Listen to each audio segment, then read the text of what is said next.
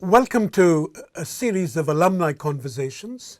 Our mischievous description of them is we titled them as Hot Topics and Cool Reflection. And we have two amazing Stanford alums who are actually here with us today. To my left is Michelle Cline, Stanford GSB alum, very accomplished organization builder, right from her days from BCG on to her new incarnation that she'll actually be sharing with you in a moment.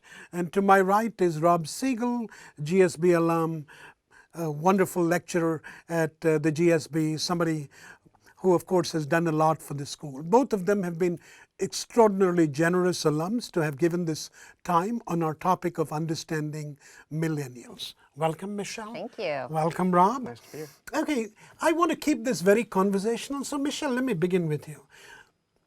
What's your favorite memory of managing, if you will, a millennial? I have a few, but I would say the one that I just keep coming back to is an experience with some associates in our firm that are of the millennial generation, and they were very frustrated about something, and they asked if they could have a meeting with me. And there was a presentation, there was graphs, and it was about the fact that there were not feminine hygiene products available in the office space, and that when they attempted to expense some, that it was denied. And there was an immense amount of energy that was put toward this presentation to me. And I was really a little confounded by it because, of course, not to make too much of generational shifts, but my time, I would not even thought to bring it up, let alone to bring it up in that way. Nothing wrong with them asking the question, but the presentation was quite shocking to me. So I went to Costco and got vats of it and said, we'll deal with this later. Okay, we'll talk about it later. But that definitely was a small little snapshot into we're dealing with a little something different here. Different. So is this a signature moment, Rob? What does this wonderful episode suggest to you? Well, there's a sense that there's almost a lack of a line between our personal lives and our work lives that was very different, I think, when we graduated. Mm-hmm. You know, if I was having a bad day and I was at Intel, that was a very tough environment. When you graduated, you couldn't actually kind of go in and say, hi, this is how I'm feeling, because no one cared. And I remember as a venture capitalist, I was working with a young CEO who was 25 years old. And sometimes my job as an investor and a board member is to push them a little bit. Sometimes it's to hug them a little bit. And we finished one of our one-on-ones, and the CEO, who was 25, looked at me and says, Rob, you know, I'm realizing when I finish our one-on-ones, I feel bad about myself.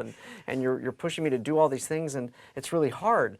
And I had to stop myself in my tracks there and kind of meet him where he was and realize he's only 25 years old. And even though, you know, I was over twice his age, I had to spend some time figuring out how to make him effective, realizing that he was going to be internalizing and feeling things and expressing things that I wouldn't have done when I was his age. And I had to meet him where he was to help be effective.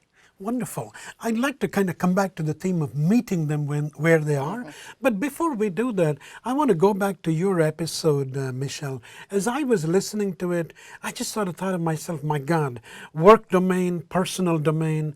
Is there a boundary? Is there not a boundary? Am I an employee or am I an activist? Mm-hmm. Am I mistaken or? No, I do believe that the boundary has blurred, and there is more of a holistic approach to one's journey that involves a balance between the personal and professional, where perhaps, you know, for me, it was more a little separate. I do think that has happened, and I think there's a number of reasons for it. But without question, you have to bear in mind that the number of employees are coming to the table with their entire being. Right?